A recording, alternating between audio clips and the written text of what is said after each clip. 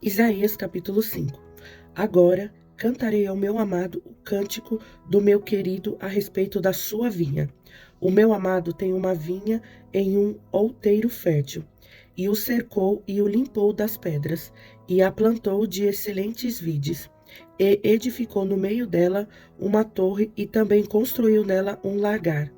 E esperava que desse uvas boas, mas deu uvas bravas. Agora, pois, ó moradores de Jerusalém e homens de Judá, julgai-vos, peço, entre mim e a minha vinha. Que mais se podia fazer à minha vinha, que eu lhe não tenha feito? E como, esperando eu que desse uvas boas, veio a produzir uvas bravas. Agora, pois, vos farei saber o que eu hei de fazer à minha vinha. Tirarei a sua sede, para que sirva de pasto. Derribarei a sua parede, para que seja pisada, e a tornarei em deserto. Não será podada nem cavada, mas crescerão nela sarças e espinheiros. E às nuvens darei ordem que não derramem chuva sobre ela, porque a vinha do Senhor dos Exércitos é a casa de Israel, e os homens de Judá são a planta das suas delícias. E esperou que exercessem juízo, e eis aqui opressão, justiça, e eis aqui clamor. Ai dos que ajuntam casa a casa, reúnem herdade a herdade, até que não haja mais lugar e fiquem como únicos moradores no meio da terra. A meus ouvidos, disse o Senhor dos Exércitos, em verdade que muitas casas ficarão desertas, e até as grandes e excelentes sem moradores. E 10 geiras de vinha não darão mais do que um bato, e um homer de semente não dará mais do que um efa.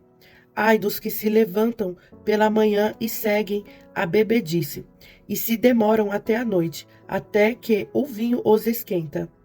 Harpas e alaúdes e tamborins, epífanos e vinho há nos seus banquetes, e não olham para a obra do Senhor, nem consideram as obras das suas mãos. Portanto, o meu povo será levado cativo por falta de entendimento, e os seus nobres terão fome, e a sua multidão se secará de sede.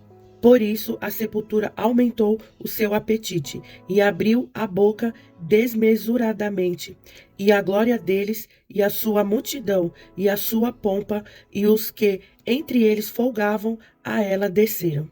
Então o plebeu se abaterá, e o nobre se humilhará, e os olhos dos altivos se humilharão.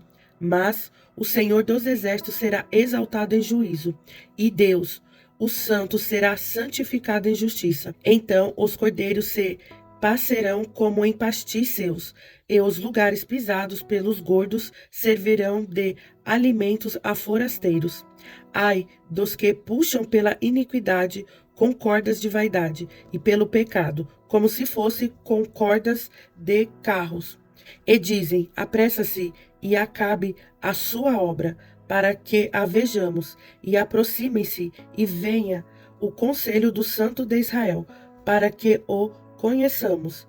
Ai dos que ao mal chamam bem, e ao bem mal, que fazem da escuridade luz, e da luz escuridade, e fazem do amargo doce, e do doce amargo.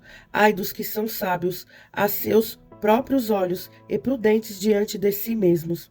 Ai dos que são poderosos para beber vinho, e homens forçosos para misturar bebida forte. Ai dos que justifica o ímpio por presente, e ao justo negam justiça. Pelo que, como a língua de fogo consome a estopa, e a palha se desfaz pela chama, assim será a sua raiz como podridão, e a sua flor se esvaecerá como pó. Porquanto rejeitaram a lei do Senhor dos Exércitos, e desprezaram as palavras do Santo de Israel. Pelo que se acendeu a ira do Senhor contra o seu povo, e estendeu a mão contra ele e o feriu. E as montanhas tremeram, e os seus cadáveres eram como monturo no meio das ruas.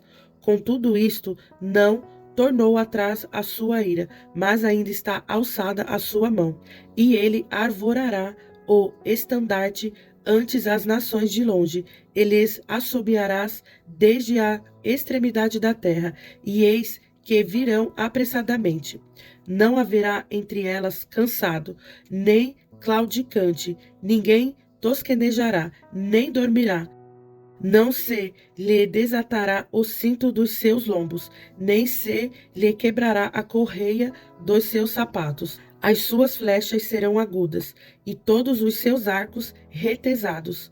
As unhas dos seus cavalos dir-se-iam de perdeneira, e as rodas dos seus carros um redemoinho. O seu rugido será como o de leão.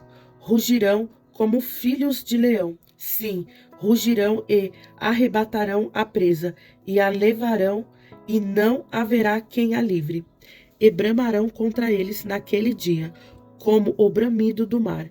E se alguém olhar para a terra, eis que só verá trevas e ânsia, e a luz se escurecerá em suas assolações.